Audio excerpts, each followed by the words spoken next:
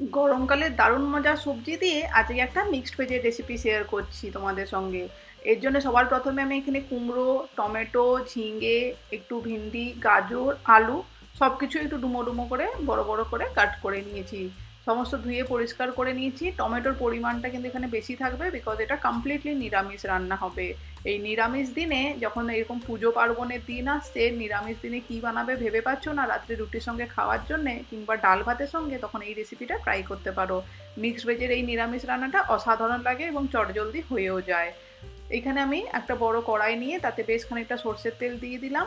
প্রায় 2 চামচ মতন ভর্তি করে বলতে পারো। তেলটা গরম হতে সবার প্রথমে আলু, গাজর এবং কুমড়ো এই সবজিগুলোকে দিয়ে মিনিট 4-5 জন্য লালচে করে ভেজে নেব।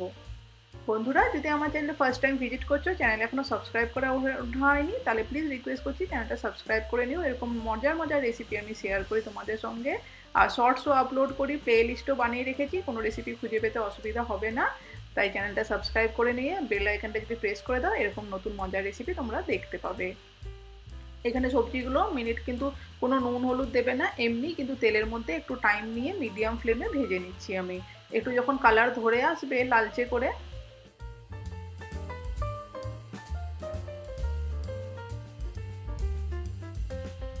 এইরকম ভাবে যখন কালার ধরে আসবে, সেই সময় বাকি সবজিগুলো দিচ্ছি যেগুলো থেকে তাড়াতাড়ি জল বেরিয়ে আসতে পারে।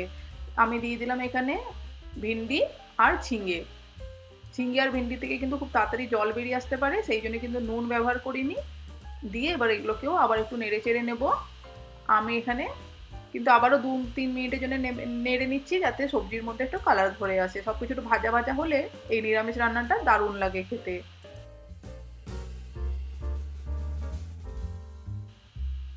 সমস্ত সবজিগুলো দেখো বেশ ভালো, খুব সুন্দর ভাজা হয়ে এসছে, শুকনো হয়ে গেছে, জলও একদম শুকিয়ে গেছে।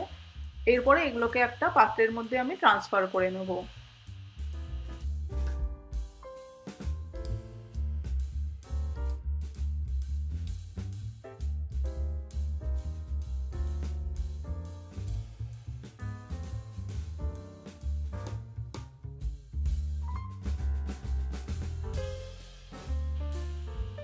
এবারে কড়াইয়ের মধ্যে আমি দিয়ে দিচ্ছি যেটুকু তেল আছে। এটা কিন্তু খুবই হালকা পাতলা রান্না হবে, একদম কম তেল মশলাতেই, দেখেই বুঝতে পারছো তেলের পরিমাণ কিন্তু একদম কম।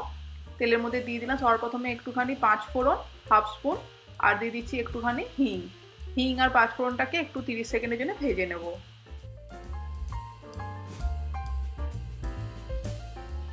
আমি তেলের মধ্যেই দিয়ে দিচ্ছি একটুখানি আদার পাউডার। তোমরা চাইলে আদার পেস্টও ব্যবহার করতে পারো, কিন্তু ভালো করে নেড়ে চেড়ে কষিয়ে নেবে যেন কোনো কাঁচা গন্ধ না থাকে। আমি তেলের মধ্যে আদার পাউডার দিলাম। আদার পাউডারটা দিয়েছি আমি এখানে 1/4 স্পুন মতন। এবার আমি তেজপাতা দিলাম, দিয়ে সমস্ত ড্রাই স্পাইসেস কিন্তু 1 মিনিটের জন্য একটু ভেজে নিচ্ছি, কাঁচা গন্ধগুলো যেন চলে যায়। এবার আমি টমেটো কুচি দিয়ে দিলাম। টমেটোর পরিমাণটা কিন্তু বেশ অনেকখানি রেখেছি, দেখেই বুঝতে পারছো। একটা বড় সাইজের টমেটো নিয়েছি এখানে, দিয়ে এরকম রাফলি একটু ডুমো ডুমো করেই চপ করেছি। পেস্ট কিন্তু ব্যবহার করব না আমি এই রান্নায়। দিয়ে টমেটোটাকে একটু মশলার সঙ্গে কষিয়ে নিচ্ছি।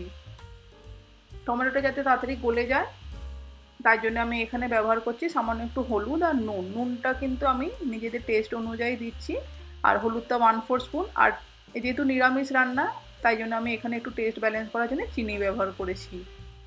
দিয়ে সব কিছু দিয়ে ভালো করে নেড়ে চেড়ে টমেটোটা গলা অবধি কষাবো। এখানে মশলায় আমি হাফ স্পুন দিয়ে দিলাম জিরে গুঁড়ো। মশলার পরিমাণ কিন্তু খুবই কম থাকবে, একদম হালকা পাতলাই হবে এই রান্নাটায়। এবারে সব কিছু কষিয়ে নিচ্ছি।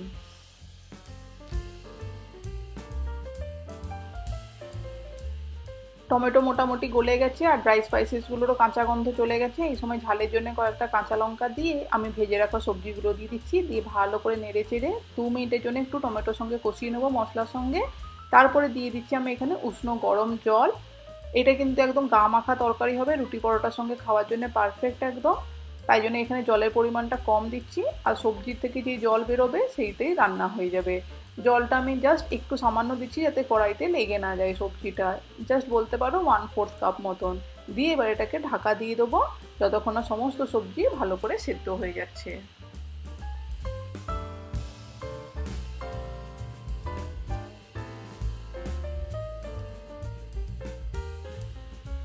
মিনিট 10 ঢাকা দেওয়ার পরে মাঝে সাঝে একটু নেড়ে চেড়ে দেখে নিয়েছিলাম। দেখো সবজি কিন্তু ঢাকনা খুলে দেখছি একদম সেদ্ধ হয়ে গেছে এবং গোটাও আছে, এরকমই কিন্তু গা মাখাই তরকারিটা হবে। দেখো একদম কিন্তু হয়ে গেছে রেডি আমাদের তরকারি। এবারে নামানোর আগে একটুখানি ফ্রেশ ধনেপাতা আমি চপ করে উপর থেকে দিয়ে আমি চেক করে নিচ্ছি, হ্যাঁ গাজরও সেদ্ধ হয়ে গেছে, আলুও সেদ্ধ হয়ে গেছে, কুমড়ো তো হয়েই গেছে। এবারে ফ্রেশ ধনেপাতা দিয়ে আমি এটাকে গার্নিশ করে মিক্স করে এটাকে নামিয়ে দেবো সার্ভ করার জন্যে। বন্ধুরা আজকের রেসিপিটা নিরামিষ রান্নাটা কেমন লাগলো অবশ্যই কমেন্ট করে জানিও, সাপোর্ট করো, পাশে থেকো, পাশে থাকা বেল আইকনটা প্রেস করে দিও এবং সাবস্ক্রাইব বাটনটাও প্রেস করে দিও যদি সাবস্ক্রাইব না করা থাকে। নতুন রেসিপি নিয়ে ফেরত আসবো। সবাই ভালো থেকো, সুস্থ থেকো, ভালো লাগলে রেসিপিটা ফ্রেন্ডস ফ্যামিলিকে শেয়ার করতে ভুলো না। চাইলে আমাকে ইনস্টাগ্রাম ফেসবুক পেজেও ফলো করতে পারো, ডেসক্রিপশন বক্সে সমস্ত লিঙ্ক দেওয়া আছে। থ্যাংক ইউ বন্ধুরা এতক্ষণ পাশে থাকার জন্য, অনেক ধন্যবাদ।